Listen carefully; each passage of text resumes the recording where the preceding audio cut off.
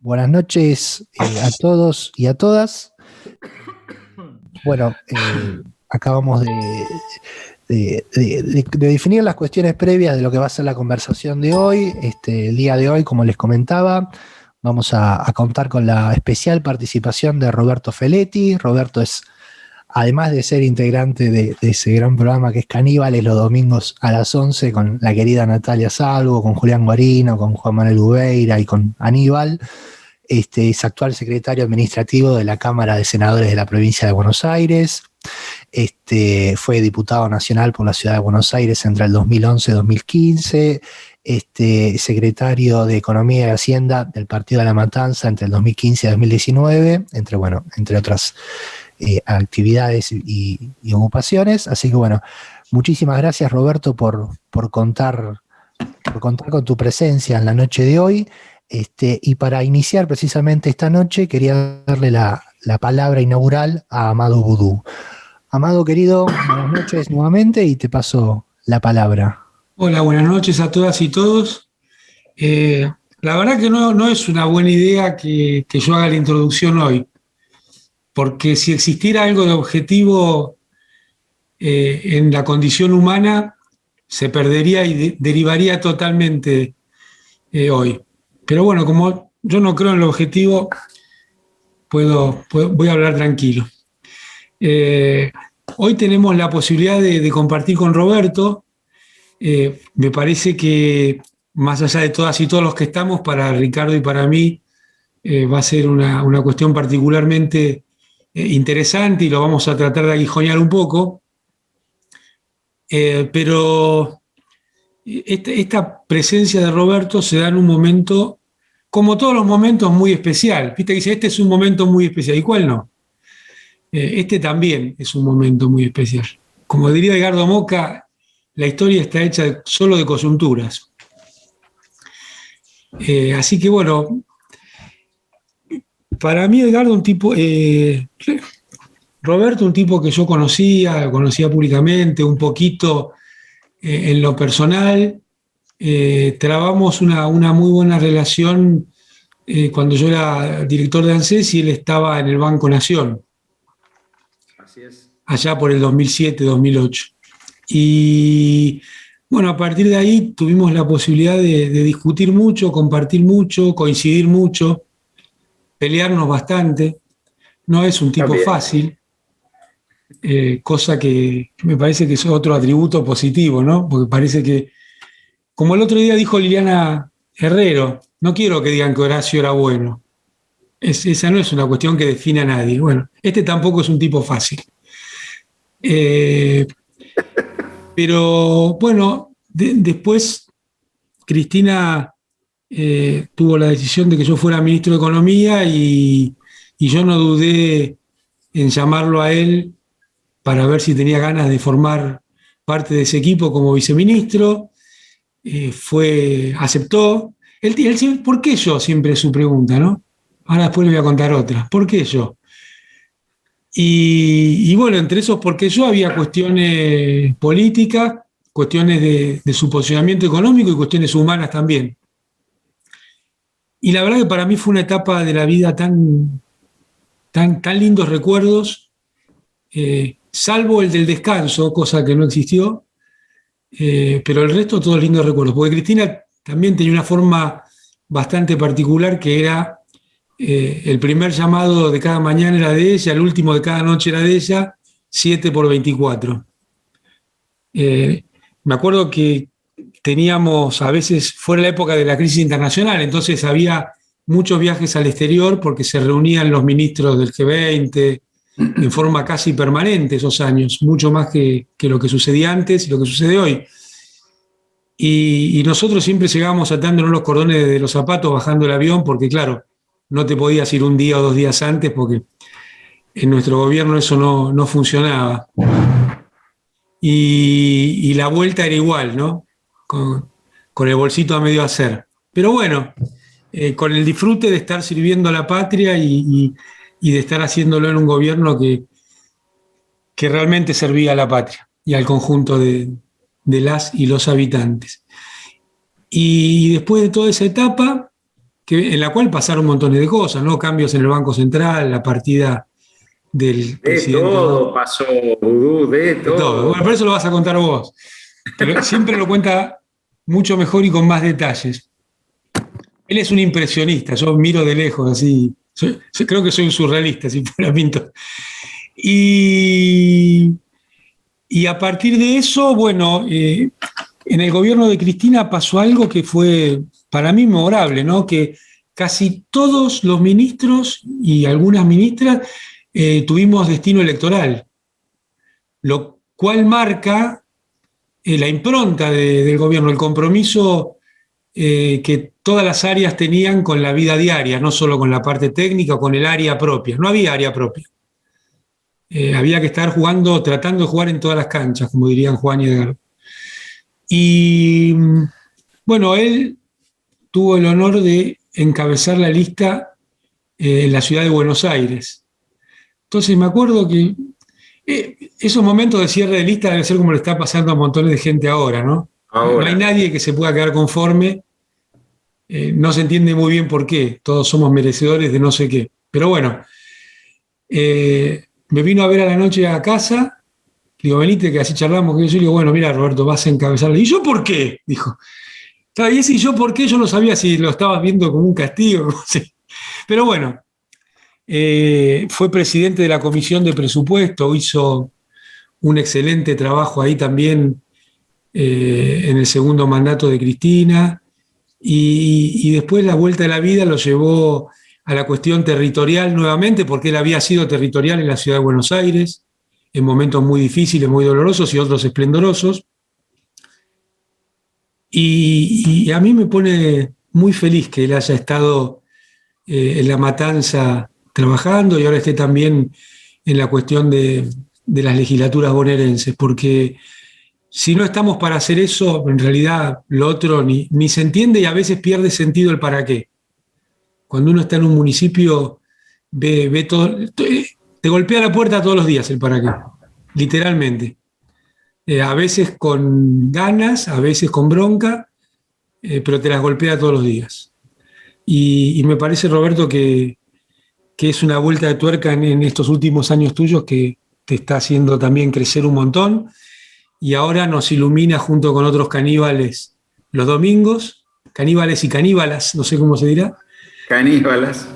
Y durante todo este tiempo no haber perdido la relación, la amistad y el afecto me pone re contento. Así que te invitamos acá a nuestro Zoom Politicón y que esperamos que siga creciendo y que nos aportes mucho y que te lleves los aportes de la barra que le mete duro y parejo también al chat.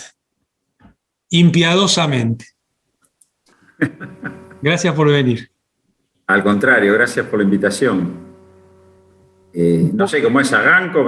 Sí, Roberto, adelante. ¿Listo? Por introducción, adelante. Bueno, primero, Amado es un buen amigo y es un gran amigo y compartimos lo que nos tocó compartir y con muchas peleas y muchos conflictos. Yo siempre cito la gestión de Amado para compararla con la de Duhovne, porque es muy importante situar qué pasa en cada momento, ¿no? Nosotros, cuando él me invita a compartir la gestión, Amado recibe la Argentina en recesión, porque estábamos en medio de la crisis del 2008-2009, se acababa de perder una elección por poco en la provincia de Buenos Aires, por eso hay el recambio de gabinete y lo convocan a Amado. Nosotros armamos una hoja de ruta que tenía por objetivo sacar al país de la recesión y resolver la cuestión externa. La armamos en parte con el Fondo Monetario Internacional, a ver en una asamblea qué nos decían, qué nos iban a plantear, y la armamos aprovechando el nivel de reservas que estaba acumulado, que por primera vez en muchísimo tiempo se le cambió el destino a esas reservas, a las reservas internacionales. No en vano fue el conflicto con Martín Redrado, ¿no? ¿Lo recuerdan? la creación del fondo de desendeudamiento. Yo creo que junto con la reestatización de las AFJP, la creación del fondo del desendeudamiento y cambiarle el destino a las reservas internacionales del Banco Central, que no se aplicaron a financiar la fuga de divisas, sino se aplicaron a desendeudar al país, a cancelar pasivos, creo que son las dos cosas que más provocaron la furia del poder económico contra Amado, con las consecuencias que todos sabemos.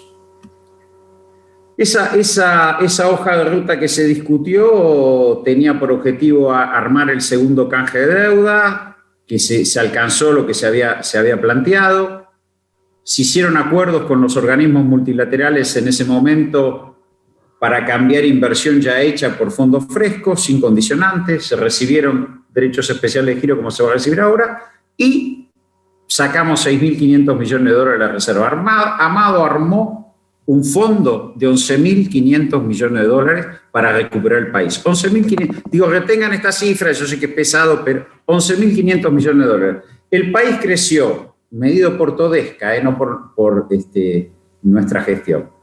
10% en el 2010, 6% en el 2011. O sea, tasa de crecimiento promedio arriba del 8% en 2 años.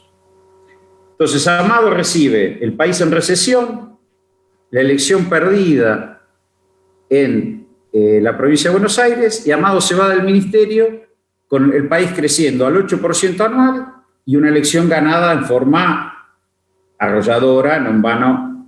Digo, 11.500 millones de dólares fue la masa crítica que se reunió a fines del 2009, cuando a muchos le daban la extremaunción a Néstor y a Cristina en términos políticos.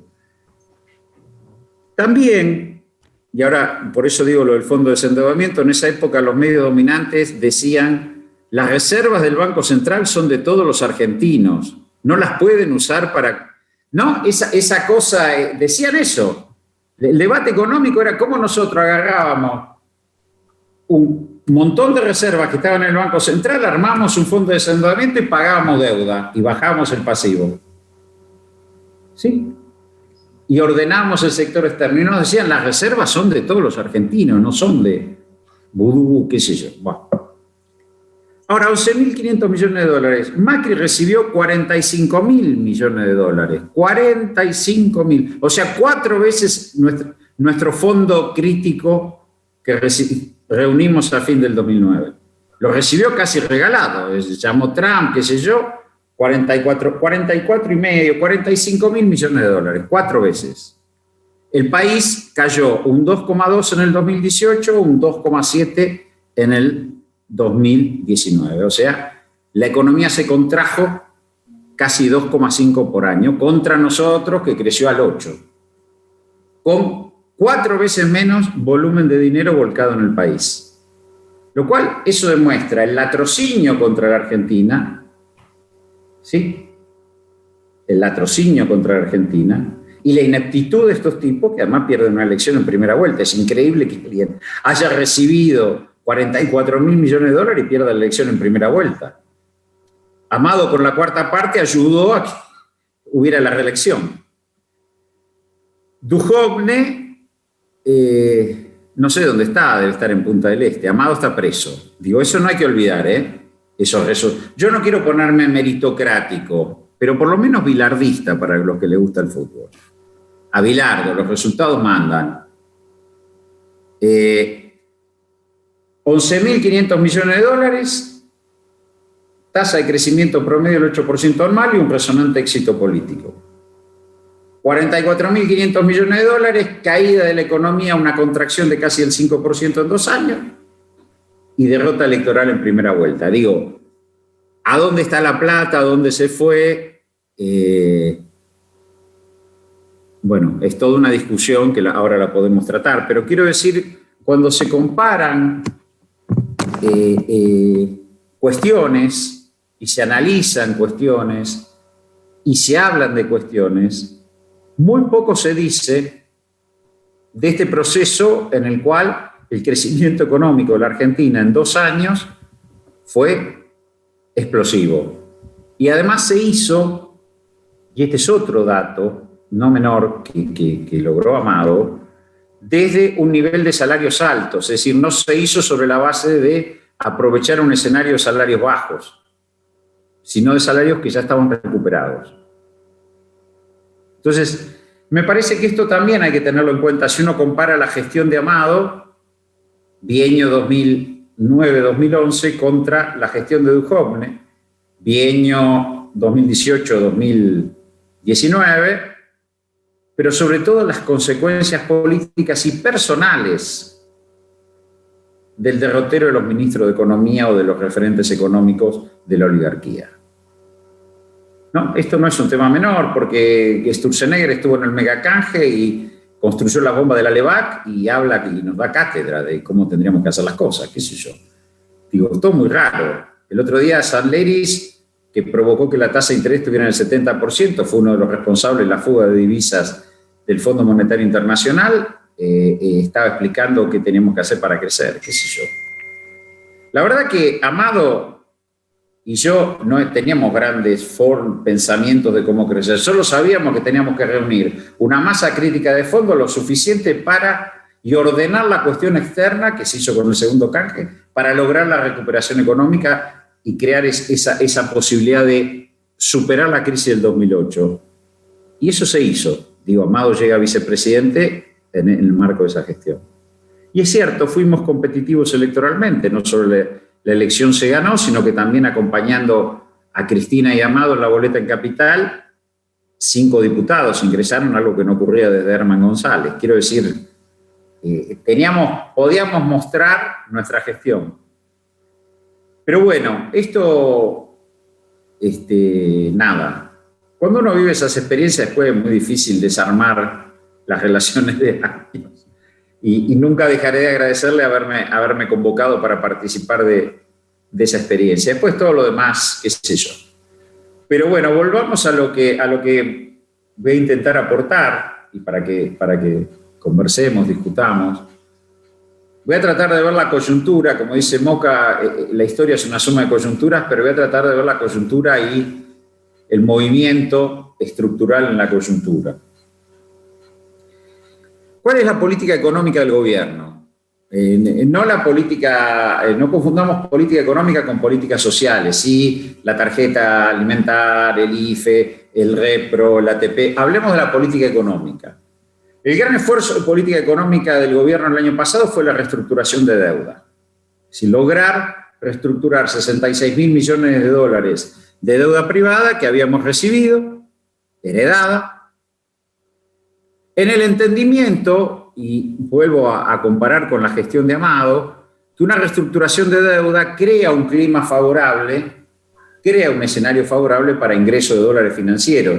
Cuando se hizo el segundo canje de deuda en el 2010, ingresaron 7.000 millones de dólares, es decir, se creó un clima de expectativa favorable. Bueno, la idea era reestructuramos la deuda, se crea un clima de expectativa favorable a partir de una baja del riesgo país y se logra un cambio en el flujo de divisas, ya no del superávit comercial, ya no las divisas de la balanza comercial, sino un flujo financiero. Bueno, eso no ocurrió. El riesgo país, a pesar del canje, subió y hubo un jaque cambiario a fines del año pasado que el ministro Guzmán, con buen criterio, intenta controlar y controla.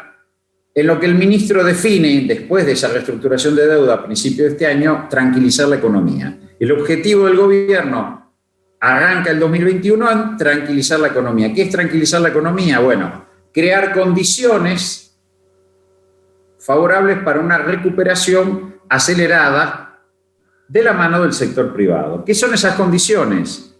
Bueno, mostrar voluntad de acuerdo con los organismos multilaterales, el Fondo Club de París. El presidente se entrevista con mandatarios europeos, crear un clima de no confrontación en el escenario internacional, lo cual es compartido.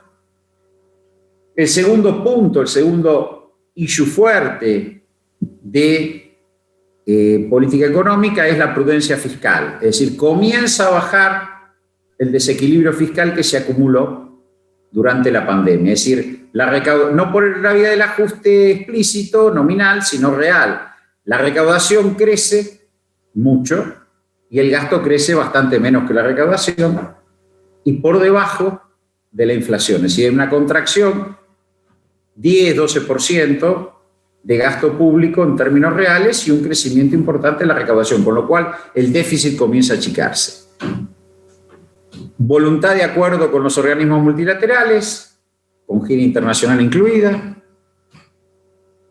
prudencia fiscal. Y la tercera condición es evitar otra vez la turbulencia cambiaria, ir a intervenir en las variables financieras, aprovechando la reserva del Banco Central, intervenir en lo que se llaman los mercados cambiarios alternativos, el dólar contado con liqui, el dólar bolsa, yo no los voy a aburrir con esto, pero el central interviene de algún modo con un rulo con bono, no importa, es la tercera pata de la política económica. Prudencia fiscal, tranquilidad cambiaria, estabilidad de la tasa de interés, sí, y voluntad de relaciones internacionales.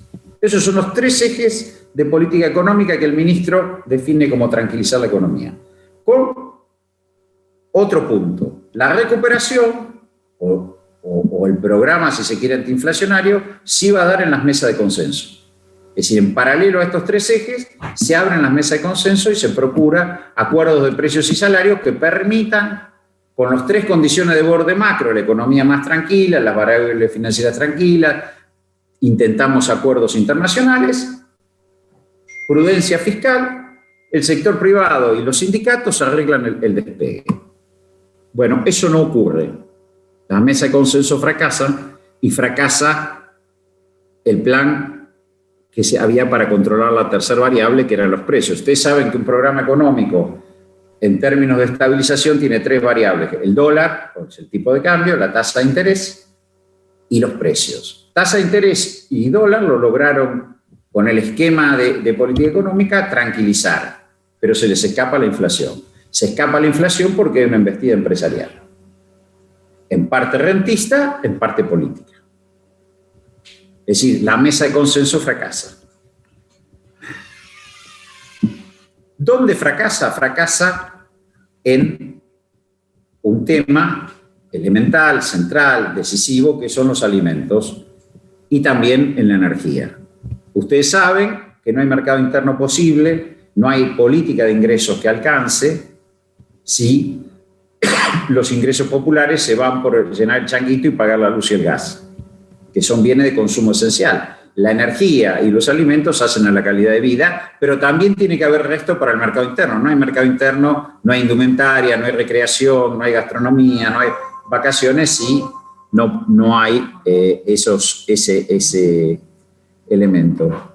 Ahí el gobierno vira su política. Hacia abril, y en el marco de un nuevo ataque o segunda ola pandémica, comienza a virar su política e interviene. Primero tenemos el conflicto de la tarifa de energía eléctrica en el marco de la audiencia pública, la tensión entre Basualdo y el ministro Guzmán, que se salda en favor de estabilizar la tarifa de energía, y el segundo punto es intervención en el mercado de carnes, que se había disparado enormemente, habida cuenta que casi un 30% de la faena se exportaba a China, con lo cual el precio del asado había subido 92% en un año.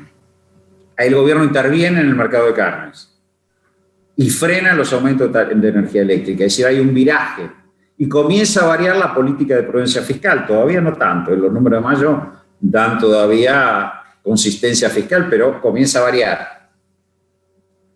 Sí, se avanza en la desgravación del impuesto a las ganancias sobre los salarios de menos 150.000 pesos, hay distintos aumentos de las políticas sociales y como que la política de la prudencia fiscal. En ese marco, por eso digo también, y esto yo me quedo con las palabras de Jorge Tayana, cuando hablamos de la hidrovía, el gobierno hay que acompañarlo con la suficiente fuerza para que, es una coalición política, avance en la dirección que uno cree, y no con tanta fuerza que termine empujándolo y provocándole un traspié. Ahora, vamos a cómo sigue. Porque los ingleses también juegan, como decía Garrincha, alimentos. La canasta básica alimentaria durante el año pasado aumentó un 46%, medida por el INDEC. Y algo más de un 21, casi 22 en lo que va de este año. Ahora creo que con la medición va a llegar a 25. Es decir, si uno mira punta a punta contra diciembre del 19, contra mayo da 76% de aumento en la canasta básica alimentaria. Ese aumento es un aumento extorsivo de los monopolios sobre un gobierno peronista. ¿Por qué? Porque si algo no va a permitir el gobierno peronista es hambre. Entonces yo fijo precios, pongo el precio que quiera, desmadro los ingresos populares, por eso se produce la caída de millones de personas bajo la línea de pobreza, habida cuenta que el gobierno va a cubrir con tarjeta alimentaria, va a cubrir los comedores comunitarios, va a cubrir... Esa es la discusión que se viene. Ahora, ese es el plano económico. El correlato político es que el presidente de la Cámara Alimenticia termina de presidente de la UIA. ¿Sí? En claro desafío al gobierno. Y las patronales agropecuarias avanzan a partir del tema del mercado de la carne y la hidrovía a un enfrentamiento, creo que mañana se movilizan con el gobierno, es decir, mientras da la impresión que la oposición política gira un poco hacia la moderación, sacándose encima Macri, Bullrich y esos sectores, las patronales actúan y fuerte contra el gobierno. Esto es lo que está pasando hoy. Este es el escenario que estamos hoy en la cuestión de la política económica y el enfrentamiento. El viraje a un tibio del gobierno, gira. Lean las declaraciones de Funes de Rioja cuando dice tienen que terminar con la regulación de los despidos. Basta de doble indemnización, libertad para despedir. ¿Cuándo dice eso? Cuando avanza el gobierno en la política de ingresos, algo que venía moderado en el primer trimestre, el segundo trimestre dice, vamos a la paritaria arriba del 40%, vamos con la paritaria. La respuesta es, no discutamos salario, vamos a discutir el empleo. Esa es la respuesta de la UIA. Queremos flexibilización con seguridad, es decir, quieren cambiar el eje de discusión en un momento que el gobierno gira una política de ingresos más potente en el marco de las paritarias. ¿Cuáles son las expectativas? Hay una voluntad, evidentemente, porque evidentemente, por eso cito el fracaso de las mesas de consenso, donde las paritarias del 34 no terminan de convencer a nadie. Hay una voluntad del gobierno de hacer coincidir el avance del plan de vacunación, que está resultando exitoso, y eso va a liberar la circulación de personas y por ende de bienes hacia septiembre, con una política de ingresos potente, devolución del impuesto a las ganancias, medio aguinaldo, más los Repro 2, vamos con plata a la calle, aceleremos la obra pública, que eso venía demorado, y que la vacunación permita cada vez más liberar las restricciones sobre el aislamiento social. En ese marco comienza el enfrentamiento más duro contra las patronales y comienza una pelea que yo creo que va a tener dos aristas en el segundo semestre del año. La presión inflacionaria, sobre todo en alimentos, porque además buscaron desarmar precios cuidados, bajaron la cantidad de precios cuidados, levantar precios máximos. Digo, hoy hay un conjunto de programas que no terminan de coincidir. Además de eso, hay una voluntad de no permitir regulaciones sobre la comercialización de bienes alimenticios con el exterior, en el caso emblemático es la carne. Quiero decir, el gobierno va a correr con una potente política de ingresos y va a ser embestido con presiones cambiarias e inflacionarias. que yo creo que pueden llegar a agudizarse más próximo al proceso eleccionario. ¿Y por qué? En mi opinión, ¿no? Hay un giro moderado de la oposición porque van a volver a hablar de economía si es que esto se produce. Obviamente Macri no puede salir a decir, miren, pero me parece que van a instalar otras figuras que frente a la presión inflacionaria y frente a la presión cambiaria puedan opinar. Yo creo que estamos en este proceso, estamos en este derrotero. Y acá quiero instalar un tema más estructural, más para debate, que está guiando, me parece, inclusive las políticas de gobierno. Que cuando uno mira las políticas, digamos, a nivel global, contra mercado, digamos, de intentos de regulación de mercado en todas partes del mundo, intentos de esta necesidad de que aparezca un mecanismo que atempere la concentración de los ingresos y demás, se ve que hay como una suerte de, y esto, bueno, el adalid fue la democracia, la socialdemocracia europea después de la caída del muro, que ahora, bueno, está tocando a su fin eso, que es compensar por la vía fiscal lo que se pierde por la vía salarial. Entonces, dejamos que el mercado haga lo suyo, no se lo toca, se concentra, hay más empleo, más precarización, menos precarización, y por el otro aparece un Estado que trata de cobrarle impuestos a esta gente que acumula mucha plata, no lo logra mucho, y se convierte en un efector de bienes esenciales, o sea, crea un piso de ciudadanía. Esta es la teoría de Giddens, del sociólogo de la tercera vía, no es nuevo, pero ahora se ha profundizado más, que es el Estado efector de salud, el Estado efector de educación, el Estado garantizando un piso alimenticio, una canasta alimenticia, el Estado interviniendo, ofreciendo bienes culturales, el Estado garantizando vivienda. Incluso en Europa se han llegado a expropiar viviendas para alquilarlas. Digo, hay como el salario indirecto pretende compensar la caída del salario directo. Esos recursos fiscales. Eso lleva a que toda Europa esté endeudada hasta la coronilla.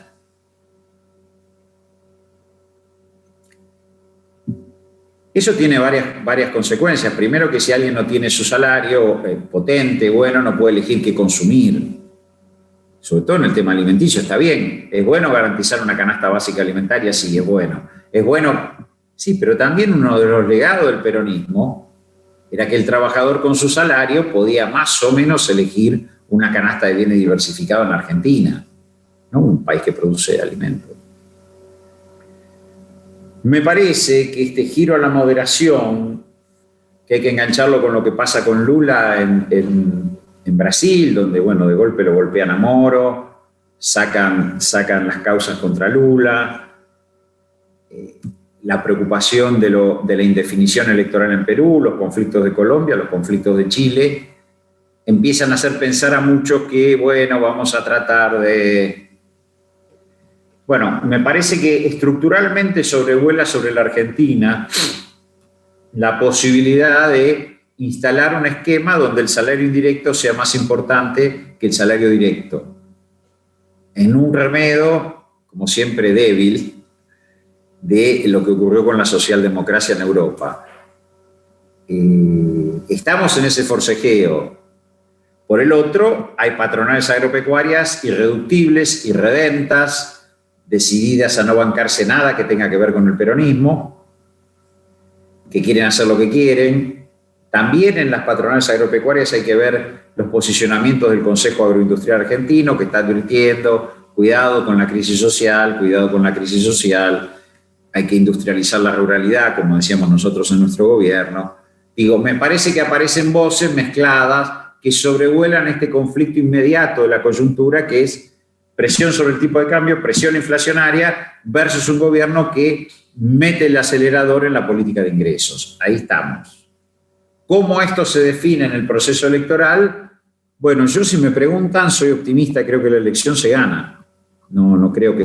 Creo que el desarme de la oposición o este giro que han dado a oxigenar más al radicalismo y candidatos más simpáticos como Manes, yo creo que no cambia. Creo que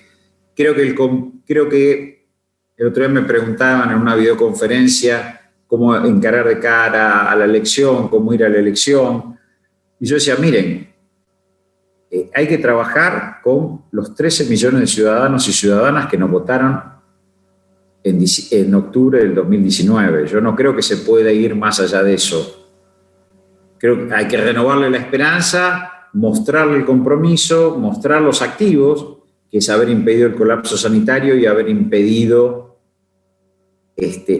un desmadre alimentario que nos pronosticaba en el área metropolitana. Yo que estoy ahora trabajando en las provincias y que he sido secretario de Hacienda de Matanzas, el territorio, el día a día, hubo momentos cuando estábamos en Matanzas del 2019 muy difíciles y yo creo que hoy hay momentos difíciles, pero no ha ocurrido el desastre. Yo, para cerrar acá, creo que caractericé la coyuntura en la que estamos, pero también quise dar esta pincelada estructural que, bueno, el salario indirecto, bueno, probemos comida, probemos seguramente vivienda de algún modo, probemos educación, salud, piso de ingreso y bueno, el salario directo. Por eso hay una embestida tan grande de la huida por el tema de la flexibilización laboral y discutir empleo y no salarios. Vamos a tener más empleo, pero con otras condiciones. Yo creo que la elección se gana y yo creo que la discusión fuerte de la elección y del rumbo va a venir post-elección. Me parece a mí. Es claro que también hay un problema a nivel cúpula, para ponerme gramsciano. El punto es quién paga la deuda, porque las divisas las proveen los exportadores. Y los tenedores de bonos quieren que el Estado les pague con dólares.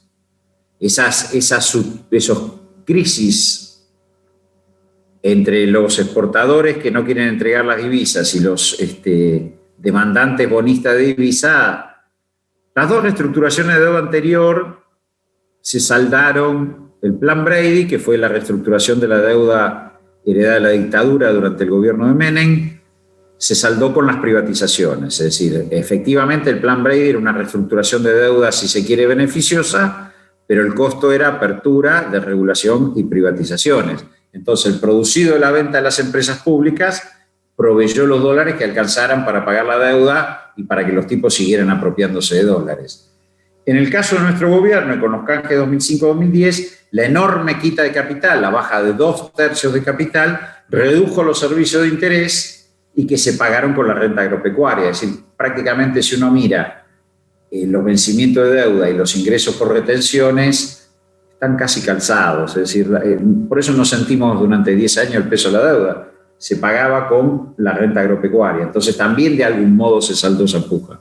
Hoy no hay elementos, que por eso vuelve a subir el riesgo país, y algunos dicen que si se agregan los vencimientos del fondo, ya está, otra vez estamos en una situación de inviabilidad, y no hay esos elementos que permitan transferir dólares desde los proveedores de dólares.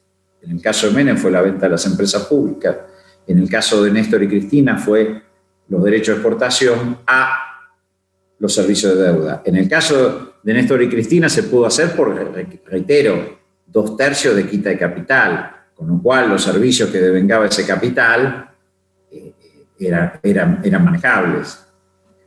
Este es otro tema, pero que creo que eso se viene después. Es decir, cualquier arreglo con el fondo va a cargar vencimiento de deuda a las cuentas externas de la Argentina. Y el punto es cómo eso, por más que esté dilatado en el plazo, se afronta. Y el otro punto en discusión es esto que yo digo, que es otro punto que para mí me parece clave. ¿Va a haber consenso sobre una Argentina industrial o no?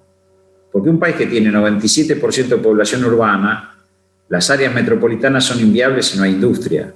Cualquier discusión que demos, está bien, bueno, pero si no hay industria, no hay destino productivo, no hay, el área se degrada y aparece todo lo que ya sabemos que aparece.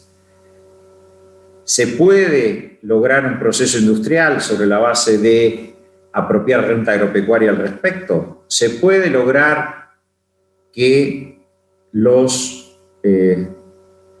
agropecuarios, las patronales agropecuarias industrialicen voluntariamente parte de esa renta, que es lo que plantea el Consejo Agroindustrial Argentino? Y bueno, me parece que son discusiones de fondo. El país está rondando otra vez una tensión muy grande, con un deterioro socioeconómico muy grande, y el gobierno hasta ahora está administrando la pandemia, la coyuntura, con luces y sombras que yo señalé, pero las discusiones están yendo hacia adelante. Están yendo hacia adelante. Con un escenario internacional que evidentemente es complicadito, ¿no? Porque se alinean los bloques, el bloque euroasiático, el bloque anglosajón, nuestra inserción internacional por lo que producimos está más cerca del bloque euroasiático. Estados Unidos va a tener que ofertar algo a la región porque efectivamente hay conciencia de que los procesos en los países que eran más pro-norteamericanos como Colombia, Perú y Chile se desmadraron. Bueno, habrá que ver qué pasa en Brasil, que es decisivo también. Bueno, yo dejo acá, Edgardo, no sé si está bien, si estuvo bien de tiempo, si está bien todo, no sé, ahora quedo para el debate y preguntas. Sí, precisamente, Roberto, una especie de ritual que solemos hacer en este espacio es ir nucleando intervenciones de los expositores y expositoras, y bueno, destinar, si se quiere, la parte restante del encuentro a ese intercambio, que bueno, mientras se desarrollaba tu intervención, quería decir que bueno, se sumó otra de las integrantes de Caníbales y coordinadora del espacio, estoy hablando de la querida Natalia Salvo, también se sumó Liliana Masure, Pablo Fondevila, Rocco Carbone, el profesor Mario Toer, Judith Say, Ariel Garbaz, en este universo de 452 almas. Y bueno, quería más que nada inaugurar este espacio de intercambio con todas estas cuestiones que tocaste vos, referidas no solo al escenario que recibieron con Amado post-crisis del 2008, sino a todas las medidas económicas del gobierno, dándole la palabra a Ricardo Aronskin. Ricardo, querido, buenas noches. ¿Qué tal? Buenas noches. Bueno, Roberto, un montón de temas muy importantes. Para no acaparar demasiado, 3 temas te querría preguntar, ¿cómo los ves? Hace poco, precisamente en el programa del domingo, vos advertiste que le estaban pidiendo más tasas al gobierno, le pedían más tasas. Y este es otro frente, digamos, de extorsión que se suma al de los precios, que se suma al del tipo de cambio, o está combinado con el tema del tipo de cambio. Mi impresión fue que el año pasado el gobierno logró aquietar el tema cambiario e inmediatamente empezó una presión más fuerte sobre el tema precios, pero da la sensación que el gobierno no recupera ningún instrumento poderoso de regulación, es decir, que todo el tiempo está dependiendo que se tranquilicen, entre comillas, los mercados.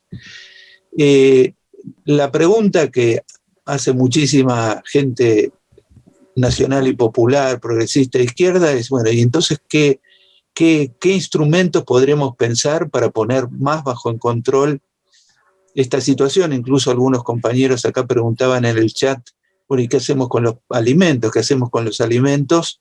Porque da la sensación que el gobierno no le encuentra la vuelta y está sometido a una serie de extorsiones que de alguna forma, cuando vos pronosticaste lo que puede pasar en el segundo semestre, bueno, señalaste, pueden volver y seguramente van a volver presiones en los precios, presiones sobre el tipo de cambio, porque aparte, si los sindicatos genuinamente logran aumentos arriba del 30, 35, 40, es la excusa perfecta para que digan que tienen que aumentar los precios.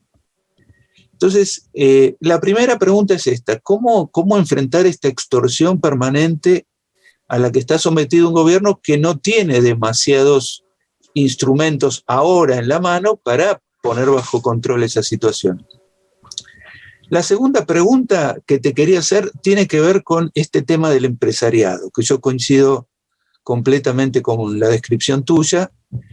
En este sentido, yo creo que el gobierno en algún momento fantaseó con la idea de que surja una parte de este empresariado más concentrado, que alguna parte decida aliarse con el gobierno. Es decir, una parte va a seguir en una posición recalcitrante, pero otra va a decir, bueno, la verdad es que nos están ofreciendo estabilizar, coordinar, consensuar, que diríamos un empresariado racional y razonable. Le están diciendo: queremos capitalismo, queremos que ganen buena plata, nos estamos ocupando de la cuestión social, agarren la oferta.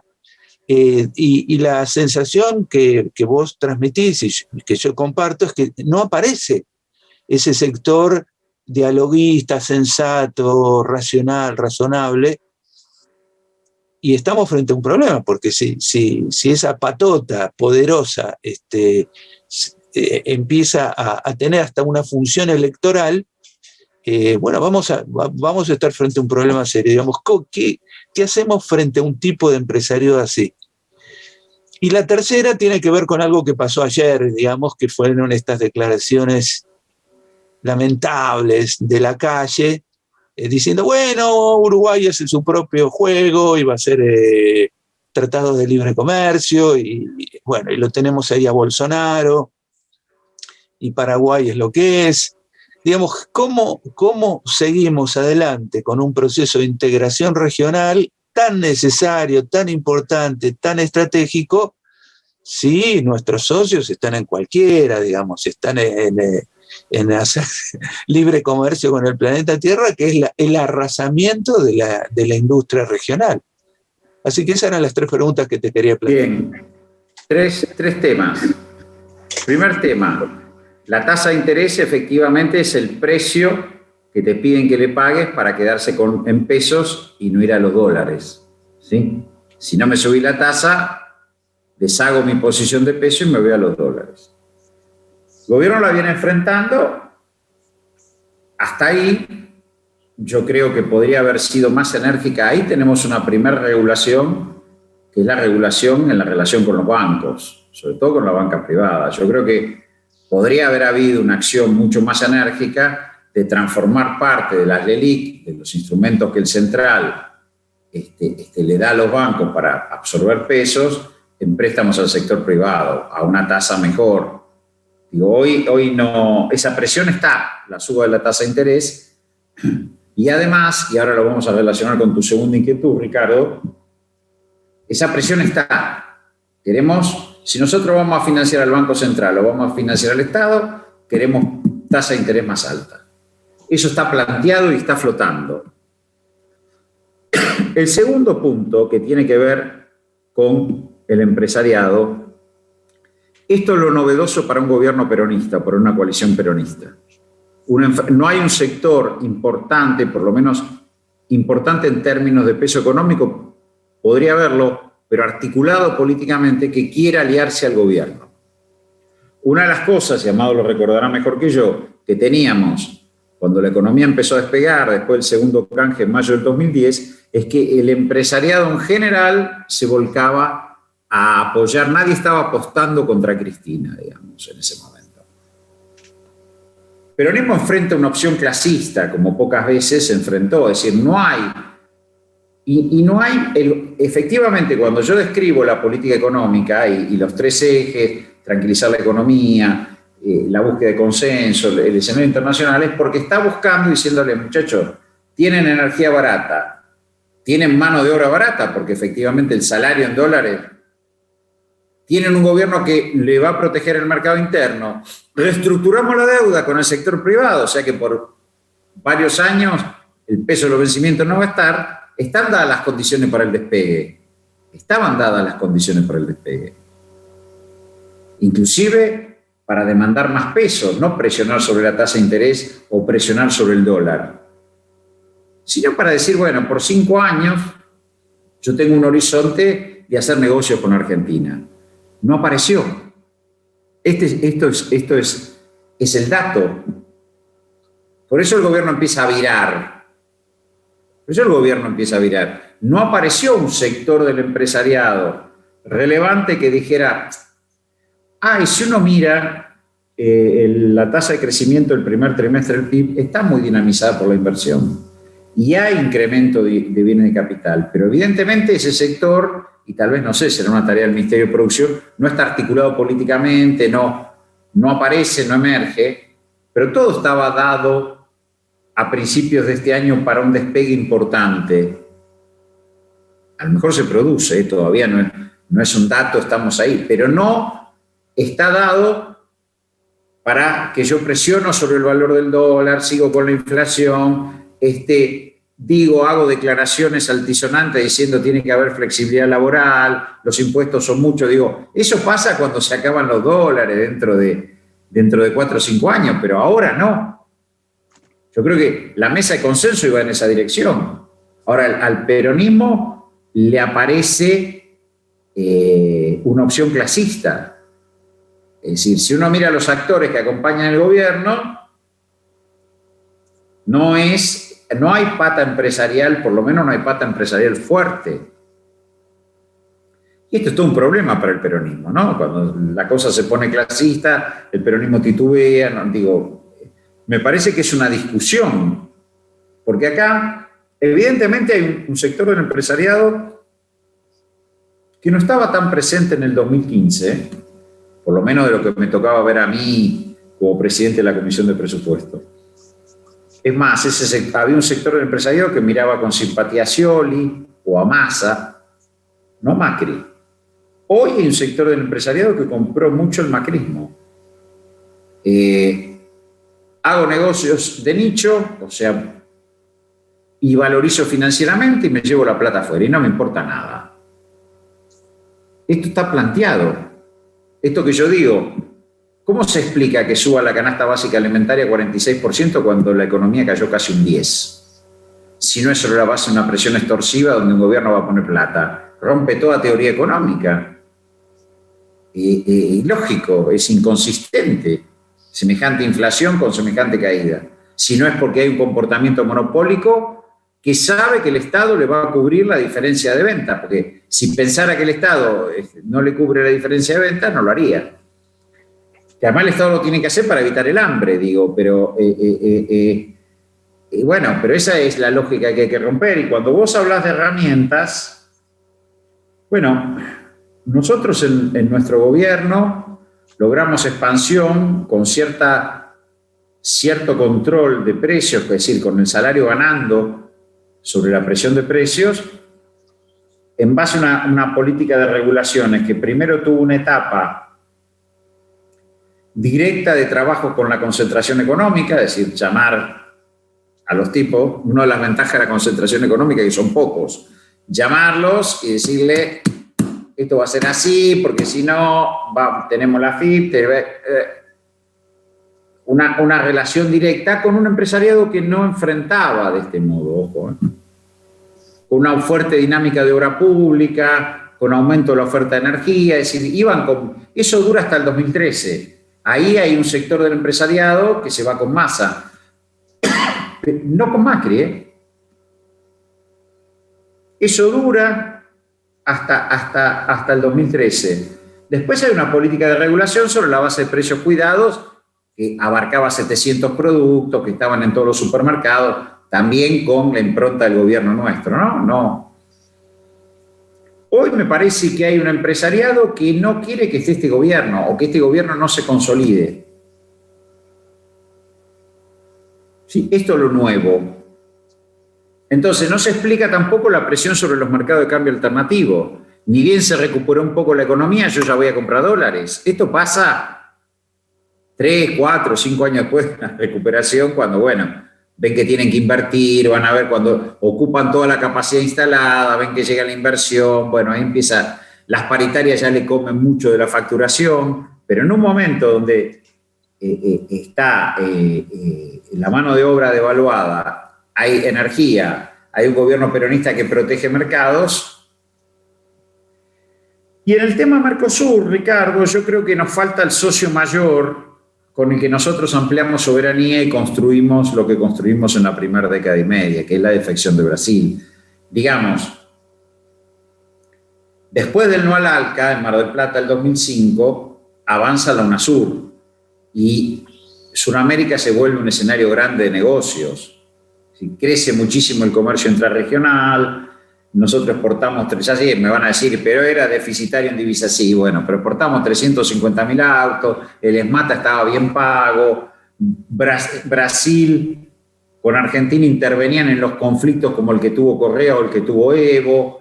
Digo, el continente se abroquelaba, buscaba la ecuación hasta Colombia. Chile y Perú terminaban jugando dentro de la UNASUR porque les convenía desde el punto de vista del intercambio. Esto lo cita Lula, pero son las cifras. Cuando nosotros vamos en el 2011, el intercambio con Brasil era 43.000 millones de dólares.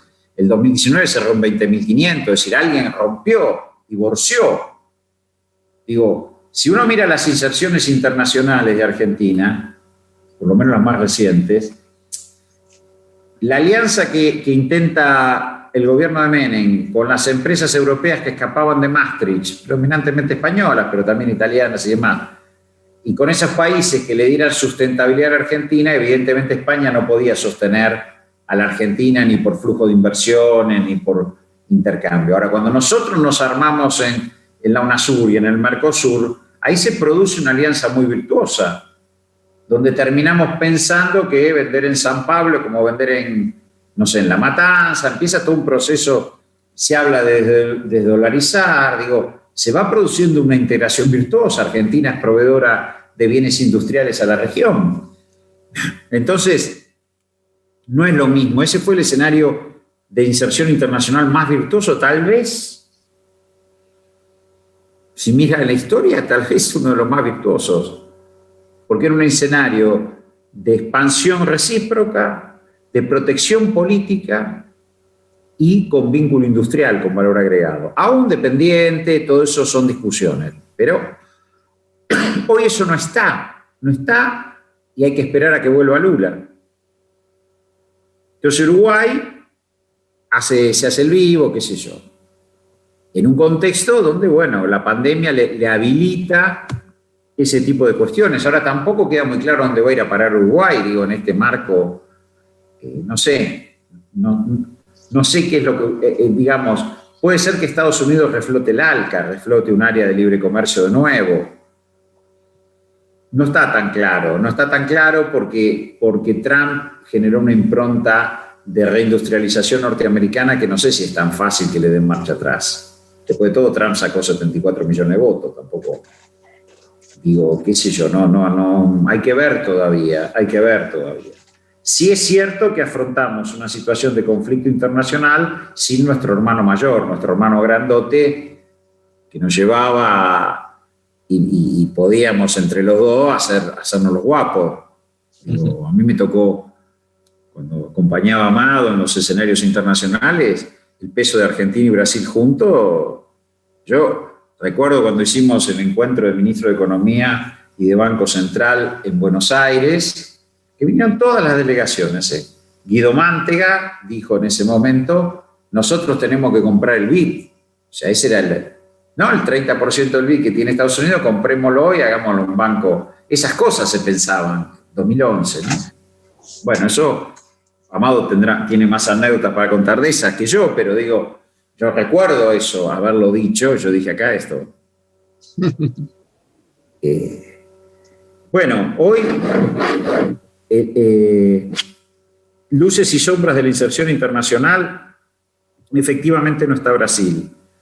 Ahora, China y Rusia no tenían a principio de siglo, o cuando se desenvolvía nuestro gobierno, el peso económico y político que tienen hoy.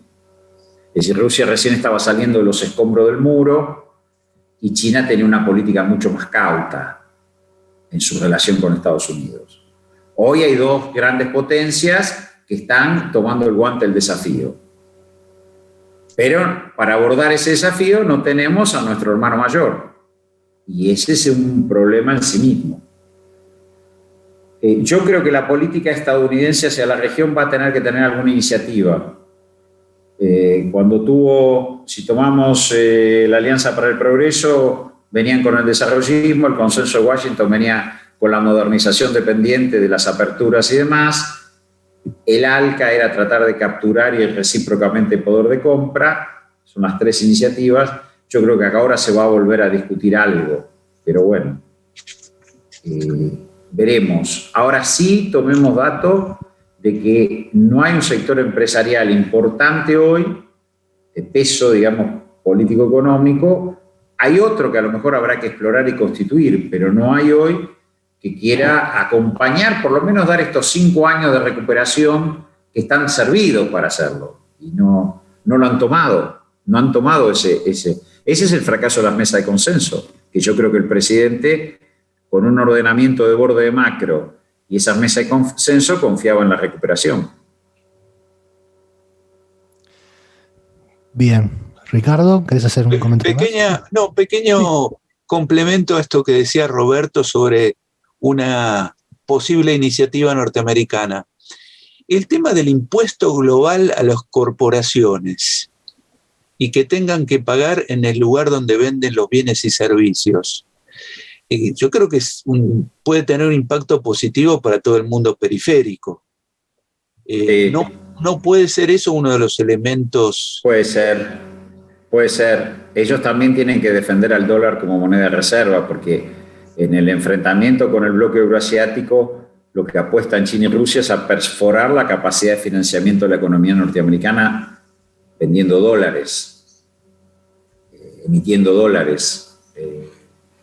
Puede ser que esto apunte también a frenar los flujos y obligar a otro tipo de juegos. Hay que verlo. Sí, yo creo que puede ser una iniciativa. Sí. Gracias. Bien. Muchísimas gracias, Ricardo. Quería darle la palabra en este caso a otro de nuestros coordinadores. Estoy hablando de Pablo Fondevila. Pablo, querido, buenas noches. Hola, buenas noches. ¿Qué tal, Juan? Gracias por la oportunidad de hacer Quiero hacer más bien un comentario al pie de la excelente presentación de Roberto. Gracias, Pablo. Me parece que nos hacía falta, después de haber venido tratando en estas reuniones una diversidad de temas, ponernos un poco al día con la situación económica general y los dilemas y desafíos que tenemos, ¿no? Yo quería hacer, como digo, una pequeña nota al pie, Roberto, y es sobre lo siguiente. Efectivamente es salvaje la manera en que la batalla por la redistribución, digamos, del ingreso se da en el terreno inflacionario. Y no obstante eso, con la gravedad que tiene, digamos, y con las ventajas que de alguna manera el sistema corporativo, monopólico, o digamos, de las grandes empresas, las ventajas que van sacando en este tema, me parece que hay una segunda cuestión muy importante. Porque sin embargo, a pesar de todo eso, vuelven con la historia de la flexibilización laboral, ¿no?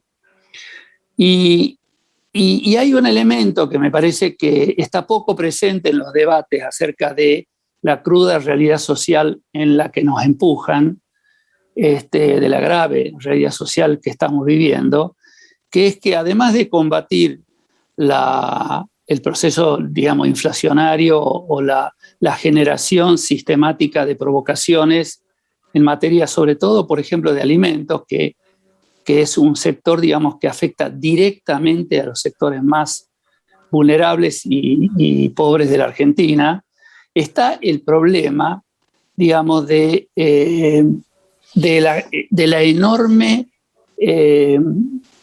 digamos, del enorme trabajo en negro que tiene el país, ¿no es cierto? O sea, nosotros no solamente padecemos, porque de alguna manera el tema inflacionario el gobierno puede combatirlo con medidas como las que acaba de tomar, que es reabrir el sistema de debate paritario. Ahora, eso, por supuesto, es una solución para una porción de los trabajadores, que es la que están en blanco, pero no es una solución automática o fácil de implementar para la enorme economía en negro que tenemos, y en particular los trabajadores que no están regularizados o que no están en blanco.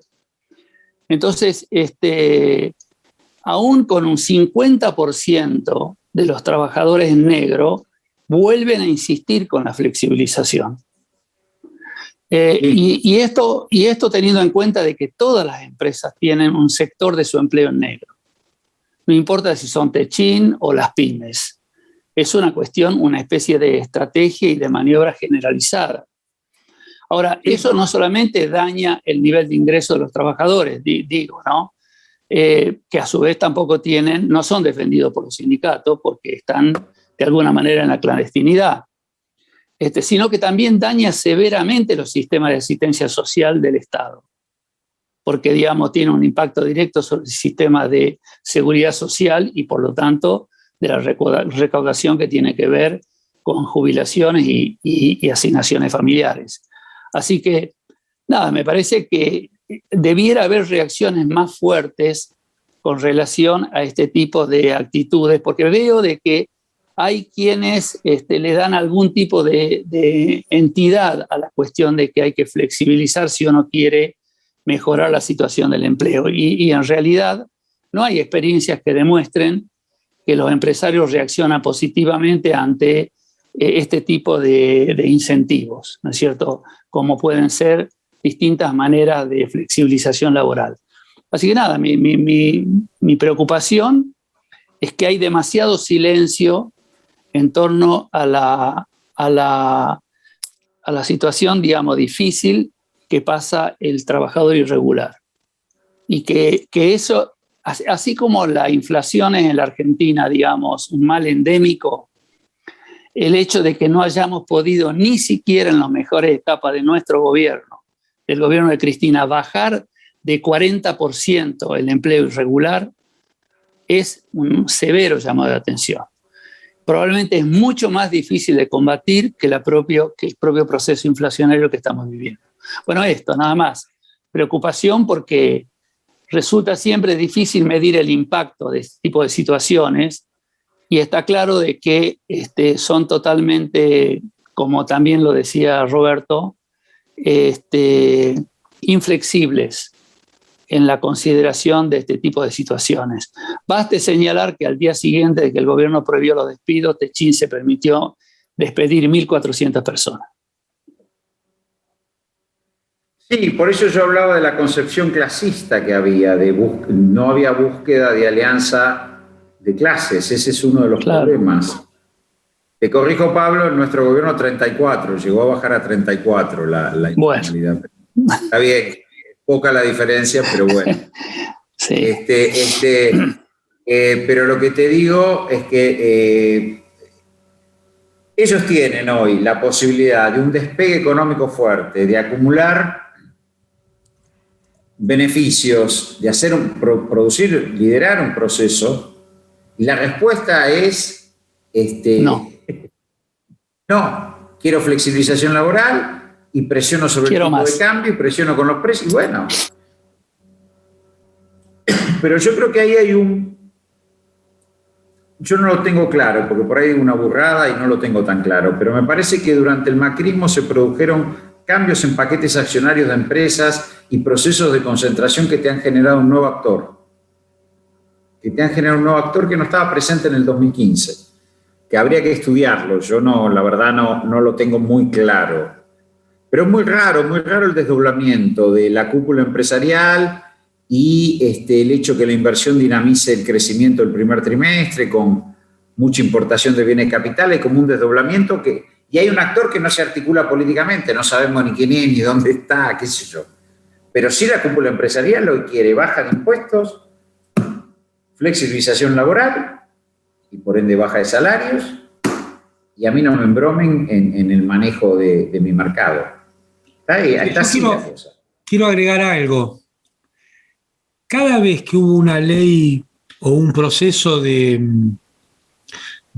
flexibilización laboral, nombre inmundo, para hablar del negreo y de la explotación, cayó el empleo. Siempre. O sea que ahí hay una de las mentiras mejor construidas, ¿no? Porque Sí, sí. uno escucha el discurso público y pareciera que los laburantes y las laburantas están explotando a los empresarios. Si todo esto se resolvería con menores derechos laborales, bueno, pero resulta que la verdad no es así. Vivimos en un sistema que cada vez genera más desigualdad. Entonces creo que ahí está uno de los puntos centrales a desarticular. No aceptar este discurso, pelearlo, que esto ahora, Natalia por ahí nos puede ilustrar un poco en esto de la flexibilización por goteo que esperan meter ahora, en la cual incluso algunos voceros informales del gobierno han salido a estar a favor, ¿no? Me parece que hay una clave porque uno de los grandes mecanismos de ajuste es el empleo informal y el diferencial salarial que tienen estos sectores y el impacto que tienen en la cuestión fiscal, eludiendo todo tipo de aportes y contribuciones, ¿no? Si me permitís, Roberto, tengo unos comentarios de Silvia Sí, Roques y también de Edgardo. Silvia, buenas noches. Hola, hola, nuevamente. Roberto, fantástica tu explicación, pero me quedo con algunos temas, como por ejemplo vos planteás, entre muchas otras cosas, que no hay un sector empresarial importante como para sentarse sentarse a negociar o a construir estas alianzas. Y a mí me parece, yo vengo en parte de este sector, en la década de los 90 todos sabemos cómo nos ha ido, y nunca hubo políticas integrales para construir un nuevo sujeto empresarial, esas pymes necesarias que... Eso es cierto. Entonces yo pongo la misma vara para las grandes empresas, le llega al más chico y le doy con tutti al más chico, ¿no es cierto? Le aplico toda la normativa al más chico porque las grandes empresas tienen un equipo de técnicos, de profesionales que van a salir a defenderlas, son las mayores evasoras, pero las consecuencias me las aplican a mí como pyme. Entonces me parece que sí nos está faltando construir desde yo no soy economista, obviamente, hablo desde las experiencias que uno tiene, pero desde la parte impositiva. A ver, ¿me aplicás la misma normativa de la AFIP a mí que tengo un pequeño negocio, una pequeña industria con 2 o 3 trabajadores conmigo, y me aplicás exactamente la misma normativa cuando me demoro, entro en una mora para pagar algo, me aplicás una normativa rígida, por ejemplo, de la AFIP, que no me permite tomar un crédito bancario para salir de esta situación, y me mandaste a morir. Y ahí muere ese pequeño empresario industrial junto con sus trabajadores. Se van al pique. Y esta es una realidad que la tenemos que aprender a construir. Yo estuve hablando ahora con un grupo de empresarios muy compañeros, dice, y no nos convocan, y nosotros queremos que a nuestro gobierno le vaya bien. Esto por un lado, y por el otro lado, por lo general, el sector medio, hablamos como si fuésemos los grandes, hablamos como los grandes. Y vos recién has comenzado trayendo la memoria sobre el tema de la estatización de las FJP, todo lo que impactó, la cancelación de los pasivos. Saltaban estos grandes empresarios o no tan grandes que te decían no toquen esa plata que es de todos los argentinos. Entonces digo, mirá vos en qué situación estamos, porque a ese pedido o el campo somos todo, también se sumaron los pequeños y medianos, creyendo que somos parte de esto y no somos, y nos falta esa construcción realmente. Hay un fracaso político, sí. Claro, de nuevos sujetos empresariales o de las pymes o de la economía popular. La vara es la misma para todos. Y ahí es donde perdemos. Creo yo, ¿no? Porque cuando uno habla a veces... Sí, yo comparto lo que vos decís. En nuestro gobierno creamos condiciones de mercado para el desarrollo empresarial y para el negocio, creamos impulsos al mercado interno por política de ingresos, pero no intervenimos en el financiamiento de la inversión, no intervenimos ni siquiera un poco en el financiamiento de capital de trabajo, sí, ahí sí, a través de los bancos públicos, pero no acompañamos la construcción de actores.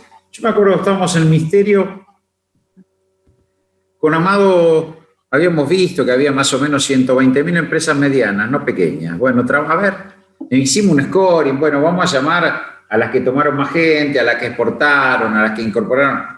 Y los tipos se sorprendían, su vínculo con el Estado era pagar impuestos, nada más, se sorprendía que lo llamáramos para ver, bueno, a ver los planes de negocio. Por eso también tomamos el pulso que nos estaban apoyando, pero realmente no había un Helbar, no había una articulación con el Estado, y creo que ahora no la hay tampoco. En eso, Silvia, sí, tenés razón.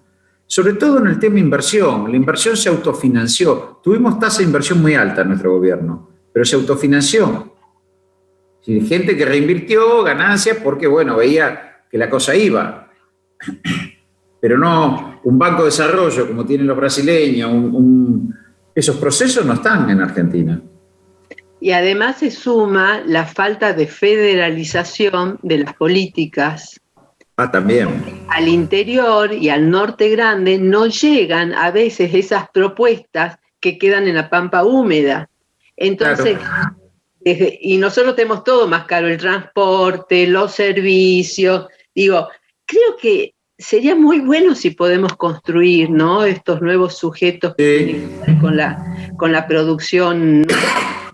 Tiene que haber una voluntad política y el Estado tiene que articular también, pero sí, yo comparto lo que vos decís, Silvia.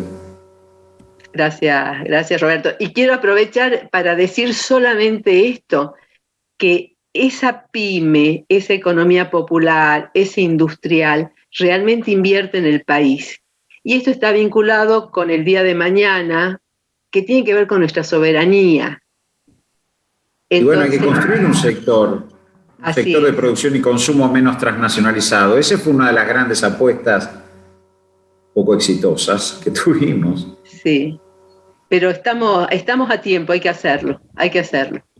Gracias.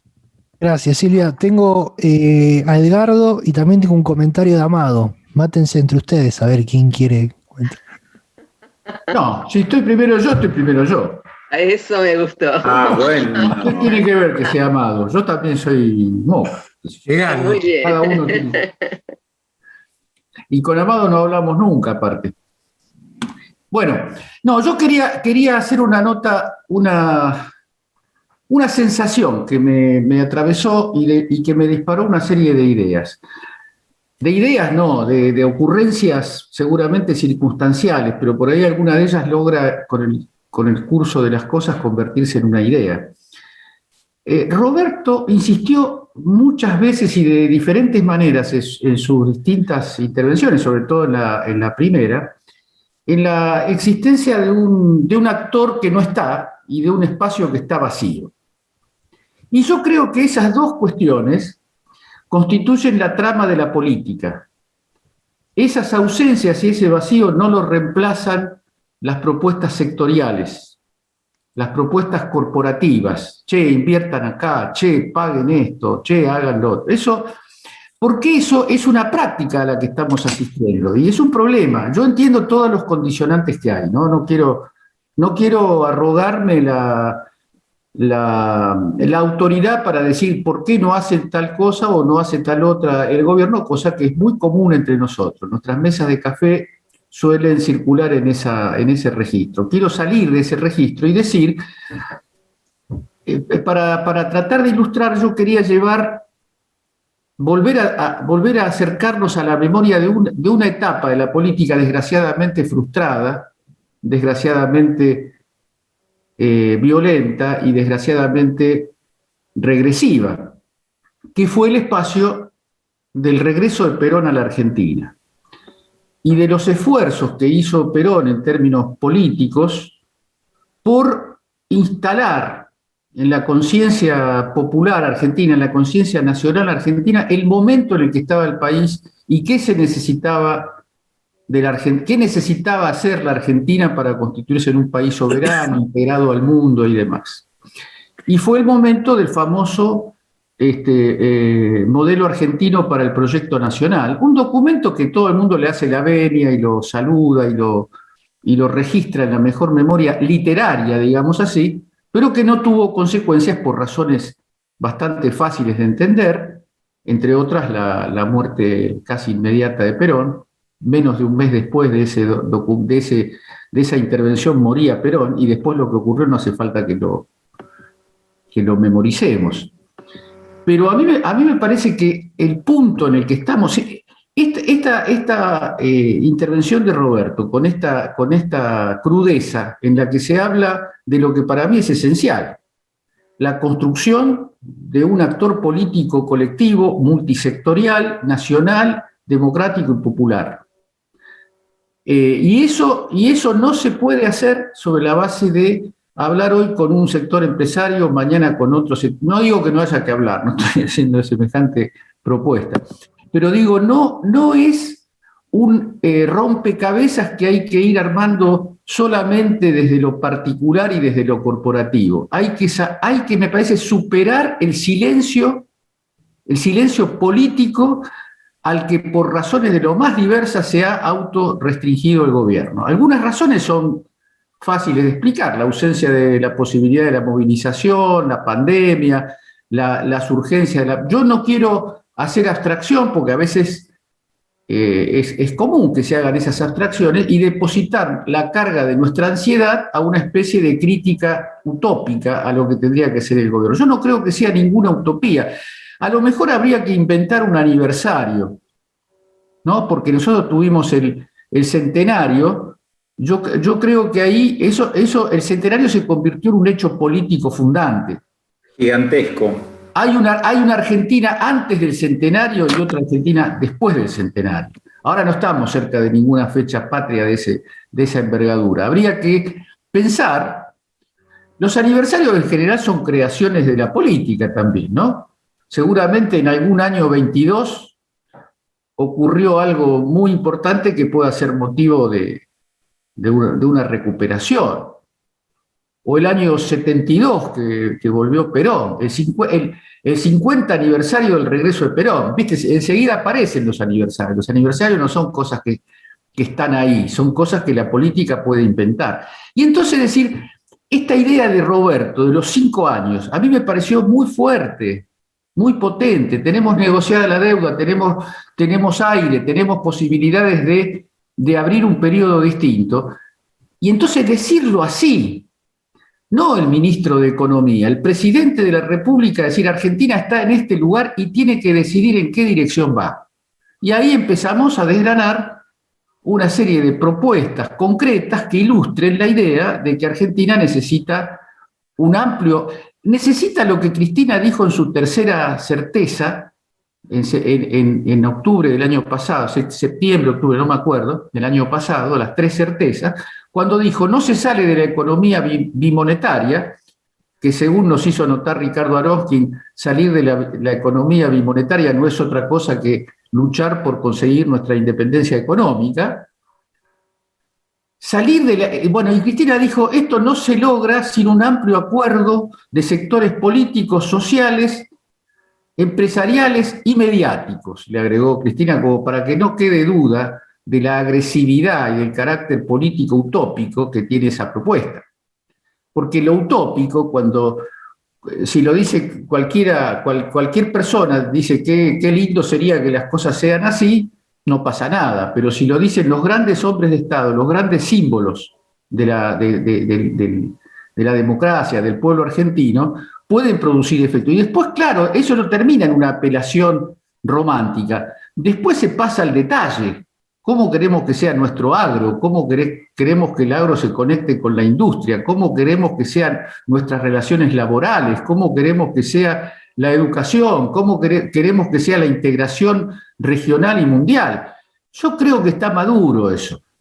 Está maduro, no es un acto utópico, porque la carga de interrogantes que rodean las cosas que estamos conversando hoy, gracias a la intervención de Roberto, no se puede dejar que prospere este clima de insatisfacción vaga, imprecisa, porque todos nos parece que no estamos mal, pero podríamos estar mejor.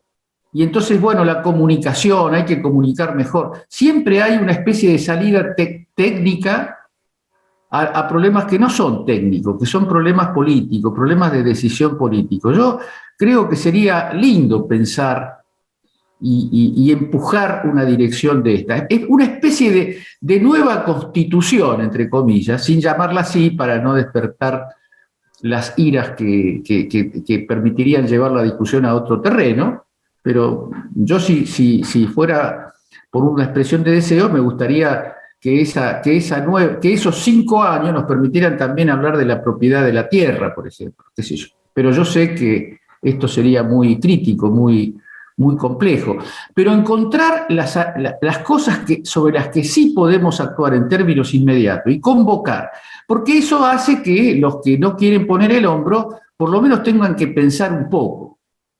Porque en el fondo están los procesos electorales, el que estamos por entrar y los que vienen. Porque si nosotros tenemos una brújula correcta, vamos a construir una relación de fuerzas que nos permita hacer lo que hoy todos sabemos que es muy difícil en el actual estado de cosas. Pero que sea difícil en el actual estado de cosas es una invitación a romper la petrificación política que estamos de alguna manera viviendo.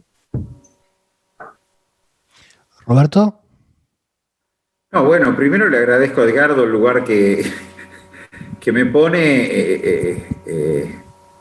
Yo creo sí que no estamos en cualquier momento en la Argentina. No sé si es exactamente esto que uno dijo, pero yo creo que hay cosas que me parece que pueden ir para un lado y para un lado mejor, deben ir por el bienestar de nuestro pueblo. Y me parece que del otro lado se dan cuenta y también por eso también agudizan el enfrentamiento que uno podría calificar hasta diría de innecesario. Pero, digo, a ver, con la soja acercándose a los $500 la tonelada, flotando por ahí, que el campo se movilice, porque no me dejan exportar carne, parece casi yo quiero manejar como se me canta la Argentina y no me importa que nadie me regule. Me parece que estamos en ese nivel de enfrentamiento fuerte, insisto, con el hecho que no haya aparecido un empresario. Yo comparto todo lo que dijo Edgardo, me parece que estamos en un punto de discusión no menor. Estamos en un punto de discusión no menor. Inclusive las resistencias de figuras populares como Batistuto Tevez a pagar el impuesto a las grandes fortunas. Eso también es muy emblemático. Eso también es muy emblemático. Digo, y además, insisto con este tema, y acá quiero un minuto, me dan, porque ahora que estoy en el Senado bonaerense aprendí mucho de cosas, de ver cosas. Cuando se trata de avanzar sobre la renta agropecuaria, para no hablar de la propiedad, porque no quiero... Pero la renta agropecuaria... o la estatización de Vicentín, o la hidrovía. Y todos sabemos la significación que tiene la renta agropecuaria para dotar al país de integración social y competitividad de la industria. Los sectores como ellos se definen, los senadores de Cambiemos dicen, yo soy del interior productivo, habida cuenta que los que estamos en el área metropolitana somos unos vagos del demonio,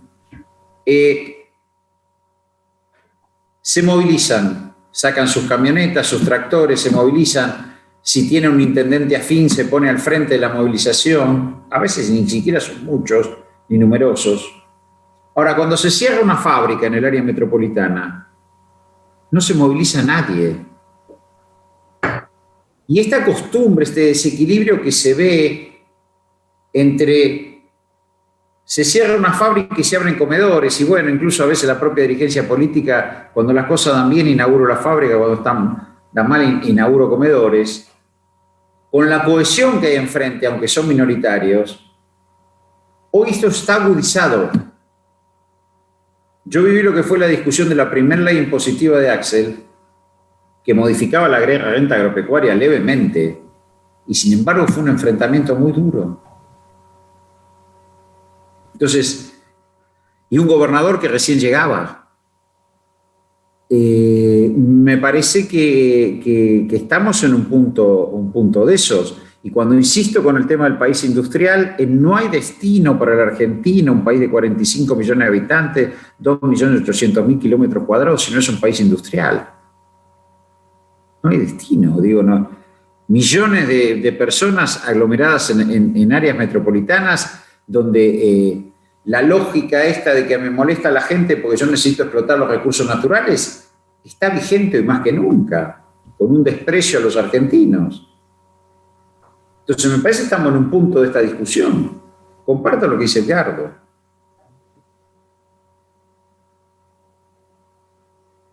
Gracias, Roberto. Amado, ¿querías comentar? Sí, no, iba a hacer un pequeño comentario, pero la intervención de Edgardo me invita más. Yo lo que quería recordar es que durante todo el periodo, el ingreso de dólares, comerciales o financieros, fueron sin endeudamiento del Estado, o sea, fueron fruto de las políticas públicas, no fueron fruto de mayor endeudamiento. Esto que recordaba cómo se fueron consolidando los 11.000 millones de dólares para enfrentar esa etapa. Eso por un lado. Pero me parece muy central lo que reflexionaba Edgardo sobre la reflexión de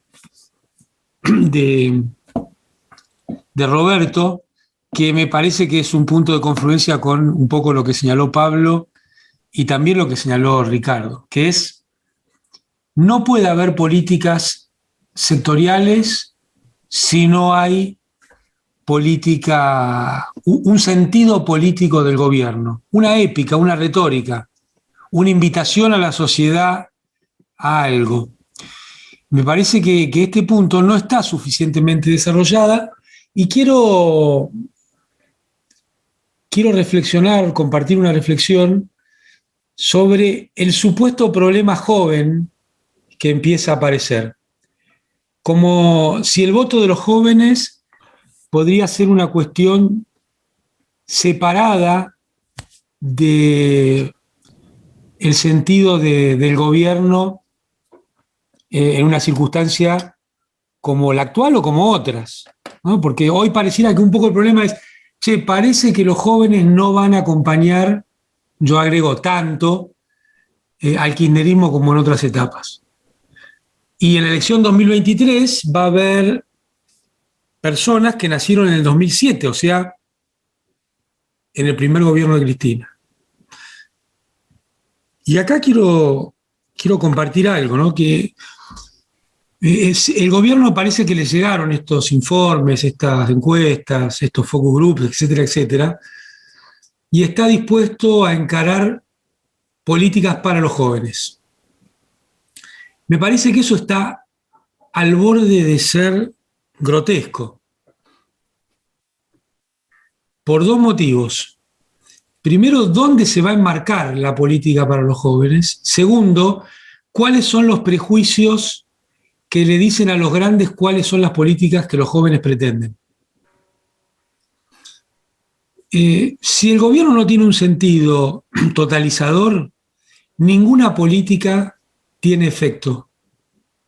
Lo estamos viendo con la política económica, ¿no? Si el gobierno no tiene un sentido de invitar a la sociedad a un sentido más justo, a una épica de luchar contra los poderes concentrados, no hay política económica que sirva. O para traducirlo, si no hay política, no hay medidas técnicas que puedan tener impacto. Y es un poco lo que describió Roberto, ¿no? Respecto a cómo el gobierno encaró el canje o cómo encara su relación con el fondo. o cómo encara su relación con las políticas de precio y los empresarios.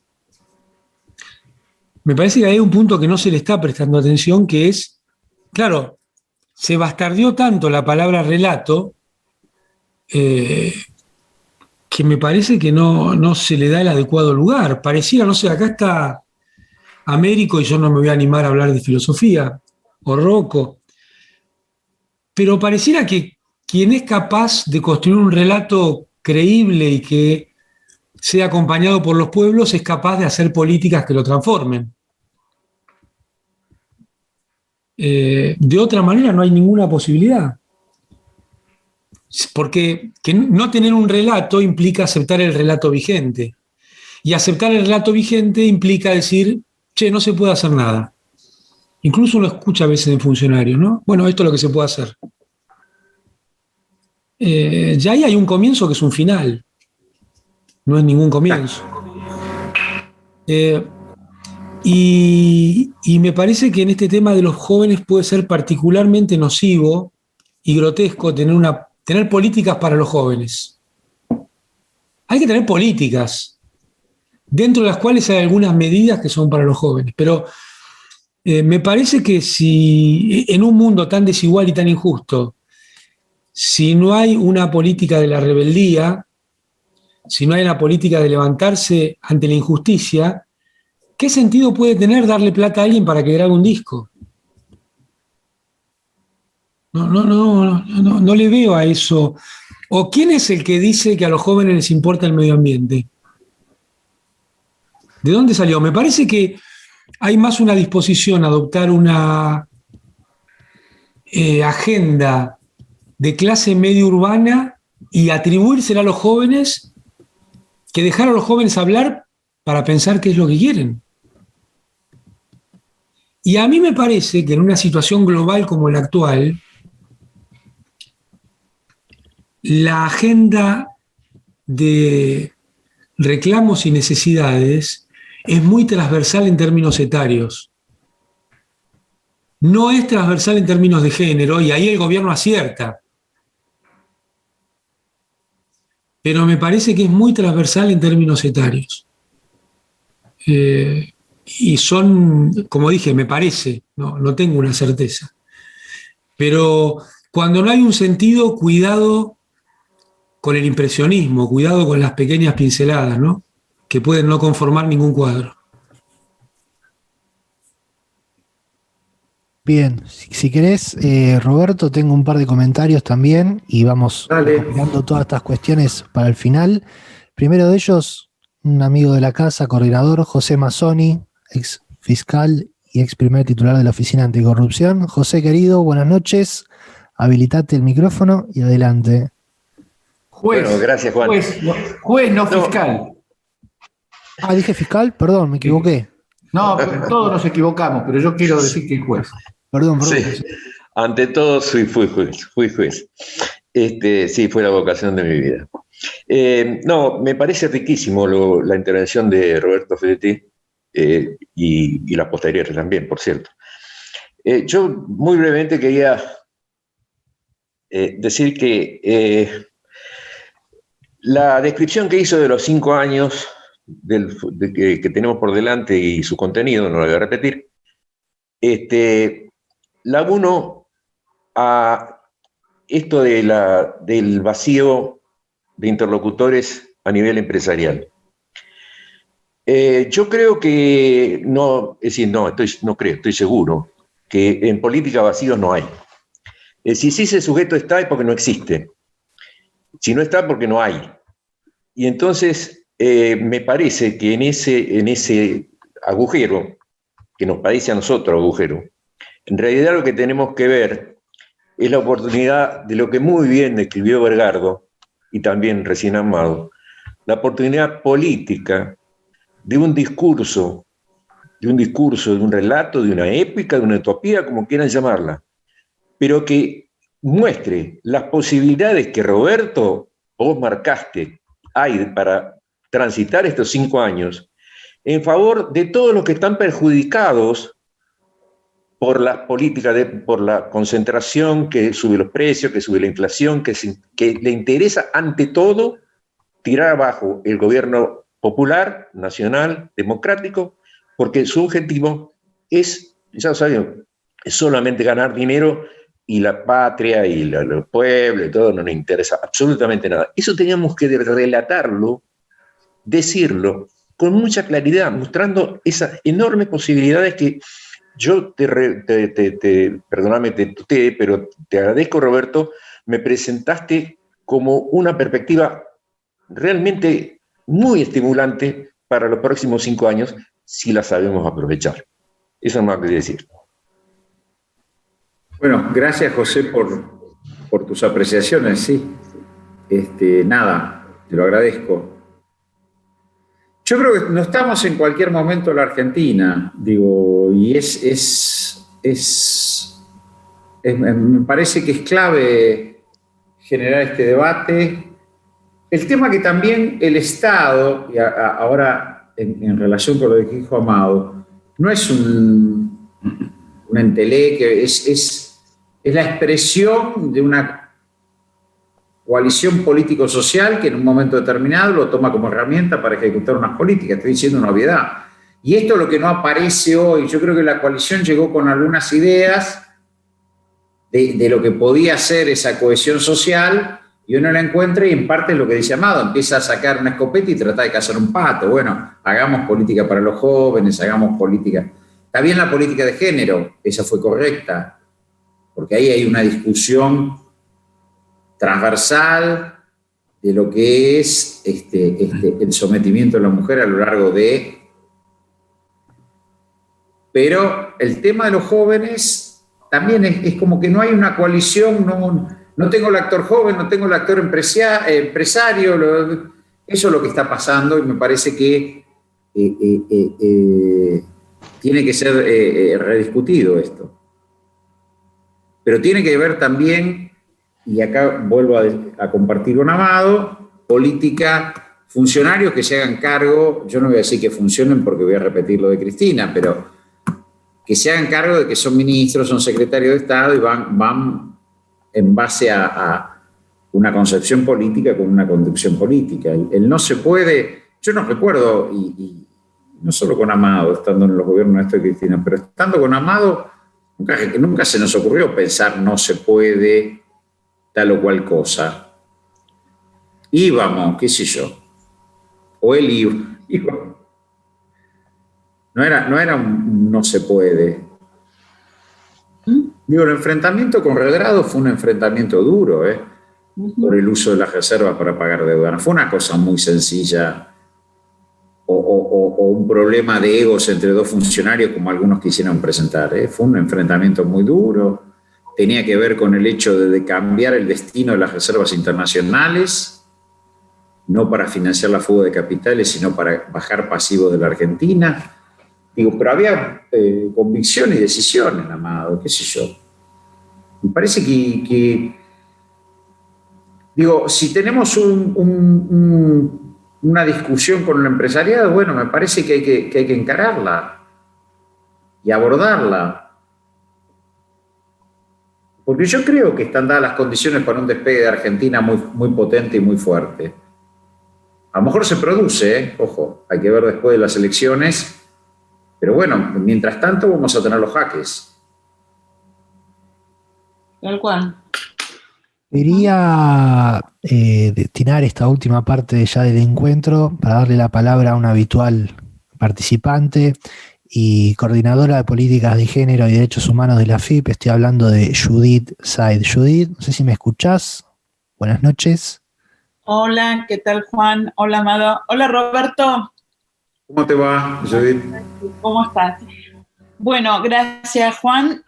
A mí me parece que estamos en un lugar sumamente importante con el tema de abarcar a todos los sectores. No podemos estar, y creo que esto, como Amado habló de nuestra gestión y Roberto también habló de nuestra gestión, cada uno tenía un rol en sus ministerios o en sus secretarías, en el Ejecutivo, pero yo entiendo, y creo que lo viví así, y muchos de ustedes lo comparten, teníamos el plano, el mapa general de lo que estaba pasando en el Estado, ya sea por las conducciones que teníamos con el presidente y con la presidenta, pero no desconocíamos lo que estaba pasando en otros ministerios. Y esto es lo que me parece que de alguna manera tomo de las palabras de ustedes que deberíamos ahondar.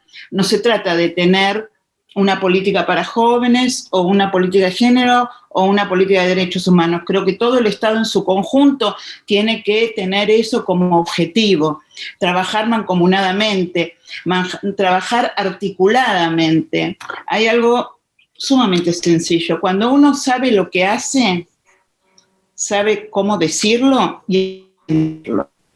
Tenemos que profundizar esta noción de que nosotros, cuando comunicamos, cuando hablamos, cuando militamos, a quién le decimos y qué decimos. Cuando tenemos claro eso, todo fluye. El tema es que acá estamos trabajando sectorizadamente y no trabajamos en conjunto.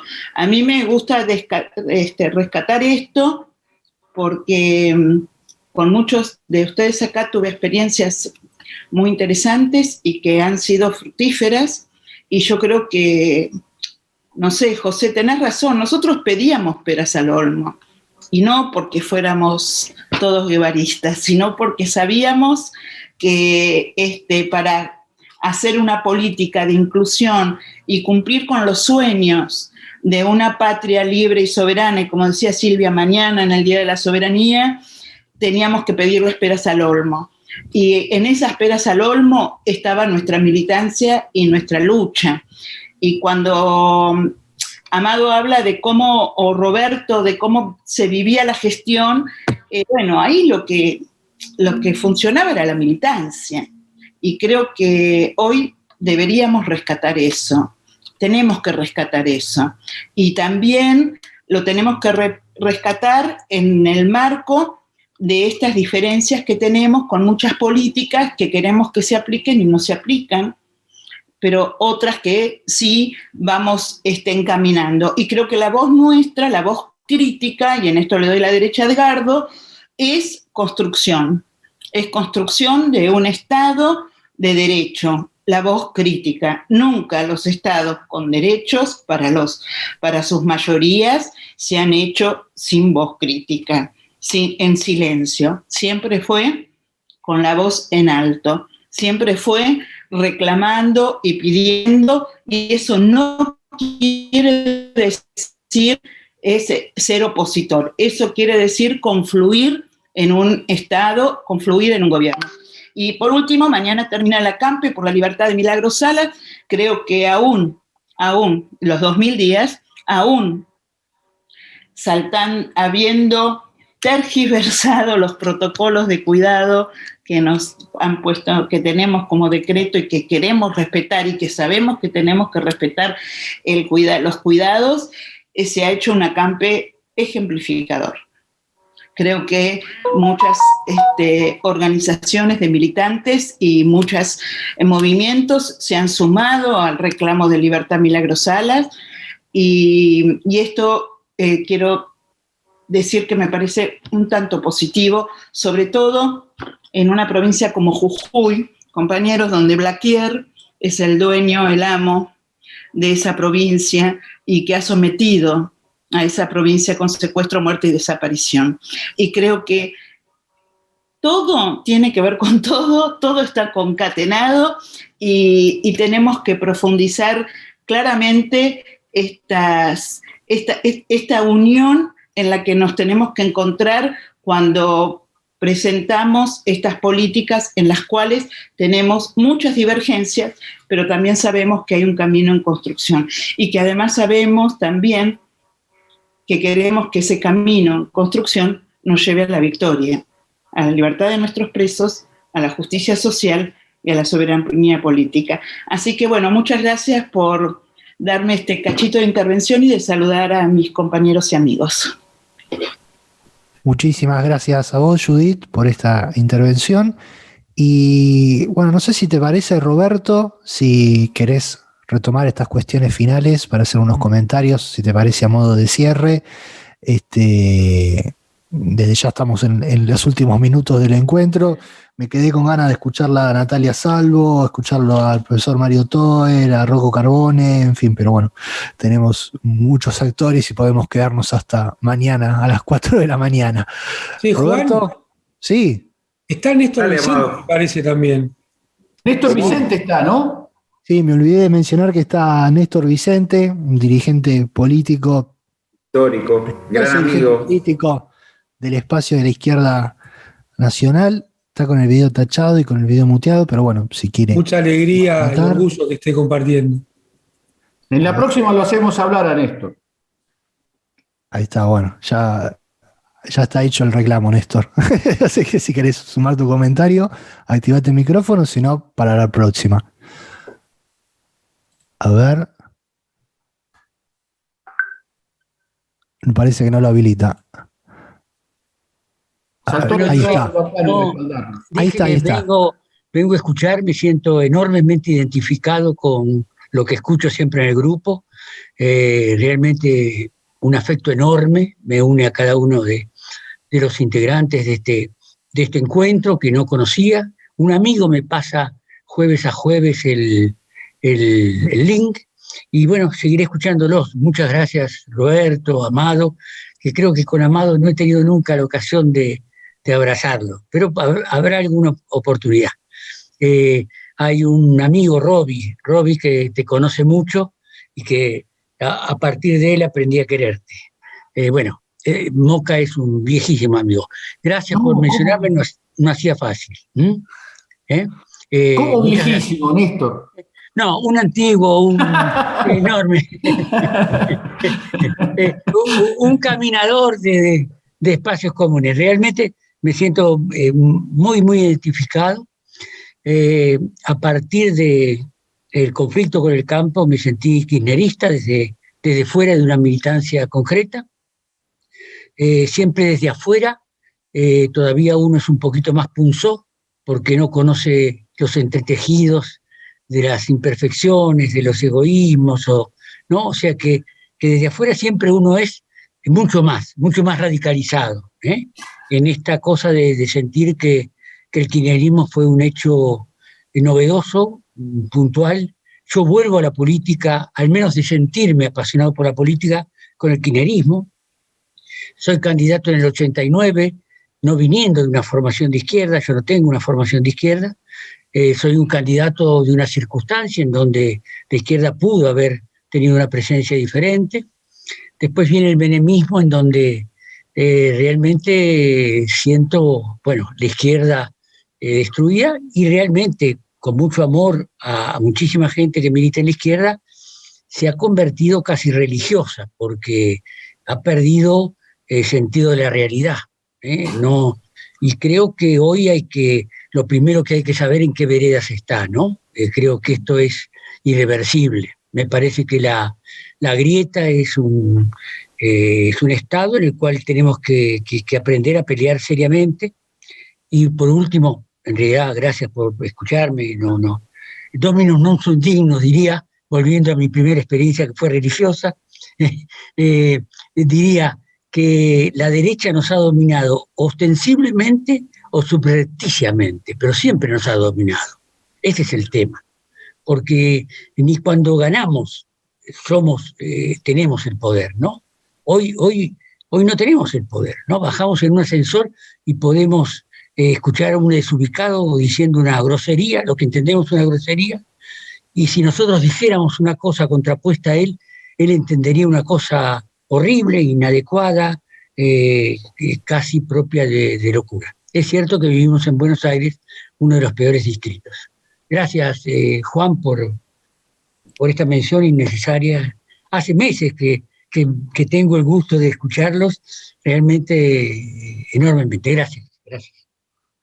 Gracias a vos, Néstor, y bueno, esperamos seguir contando contigo jueves a jueves, no solo como oyente, sino como activo participante. No, correcto. No hace falta. Bueno, ahora muchas gracias. Escuchado a Néstor, no sé, Roberto, si querés tirar algunas líneas. No, solamente agradecer Un gusto reencontrarlo a Néstor, que hace mucho que no lo veía. Solamente agradecer y nada, dejar este espacio de reflexión y de debate y poder seguirlo también para tratar de ir aportando a este conjunto. Vuelvo a repetir las palabras de Jorge Tayana. Bueno, hay que empujar lo suficiente para que avance y no para que se caiga y se tropiece.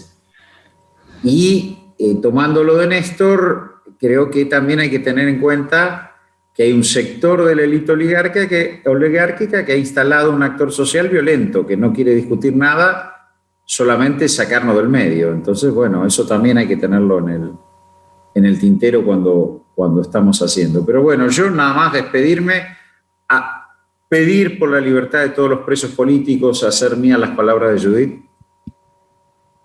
Creo que lo que pagan es haber construido una Argentina soberana, y eso es lo que no se perdona. Yo lo citaba en la gestión de Amado, en lo que fue Amado como ministro de Economía para este país. No estuve tan cercano en el trabajo de Milagro y de otros tantos compañeros. En el de Julio, que construyó 3.000 kilómetros de gasoductos para este país, plantas potabilizadoras, plantas térmicas, satélites en órbita. La tasa de inversión pública alcanzó niveles importantes. Así que bueno, yo les agradezco muchísimo, me sentí muy cómodo, me alegra, por lo menos por lo que dicen algunos compañeros, haber aportado un conjunto de ideas, y bueno, me voy a ver si ceno. Bueno. Esperemos que las próximas podamos hacerlas presenciales, que la pandemia concluya y podamos con una choripañada al final para no desmentir nuestro origen. Bueno, gracias a todos y todas. Un abrazo enorme, Amado. Un abrazo enorme. Ahora que estoy más tranquilo, la semana que viene, si habilitás, voy a comer unas medias lunas, dale. Abrazo. Abrazo. Bueno, muchísimas gracias, Roberto, y bueno, desde ya abogo por todas las palabras que dijiste, y bueno, desde ya cordialmente invitado para cuando gustes pasarte nuevamente por aquí. Te saludo a vos, a todos y a todas los que han intervenido hoy. Hago mías tus palabras y las de Judith en torno a la inmediata liberación de todos los presos y presas políticas de este país. Así que bueno, sin más que agregar, luego de tan lindo cierre, los saludo y con la intención de poder volvernos a encontrar el jueves que viene. Será hasta la próxima. Abrazo a todos y todas.